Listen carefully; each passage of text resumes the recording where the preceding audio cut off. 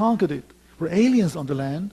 All they knew was, A, nothing lives in the lake, B, it's extremely hot over there, and 3, a horrible smell of sulfur. We don't even try to explore the place. It's a Dead Sea. Well, that just shows the approach if you don't really know the land. This sea is a source of living, a source of life to many people even today. And some amazing things happen in the lake recently. If you go to Ezekiel 47, the Bible speaks about a flow of water that will flow a river from Jerusalem through the Judean wilderness into the lake. The prophet speaks about fishermen. Fishermen. Well, you know what? Maybe we see the beginning of the prophecy being fulfilled. Because if you come to Israel today, you will see on the waterfront 40% of salt, a lot of rich vegetation. How can that be? Well, I'll leave the question without an answer, okay? It's a teaser. No, seriously. Well, it's very simple, basically. The lake is shrinking because we are using water from the River Jordan.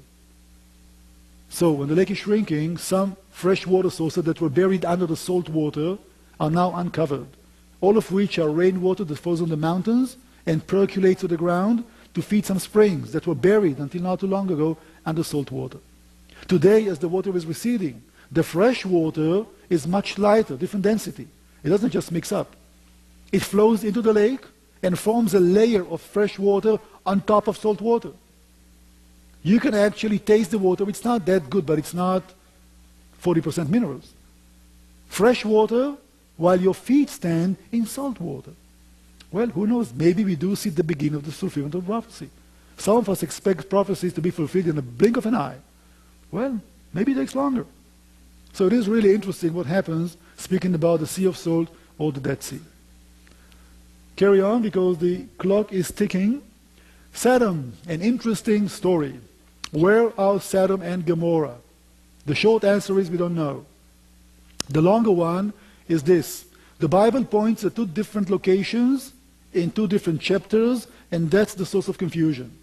In Genesis 13, when Abraham and Lot decide to separate, the Bible tells us that they were standing in a place between Bethel and Ai, which is someplace over there. That means that they were standing on top of the mountains. Lot, that Abraham very graciously gave him the chance to choose first, was looking out to the plains, and he saw the lush area of Sodom, and he made his choice. So, from that location, all Lot could see is this area. That's the area of Jericho, a very rich oasis. 6 chapters later, Genesis 19, the Bible tells us that Abraham had pitched his tent outside Hebron. And Hebron is over there.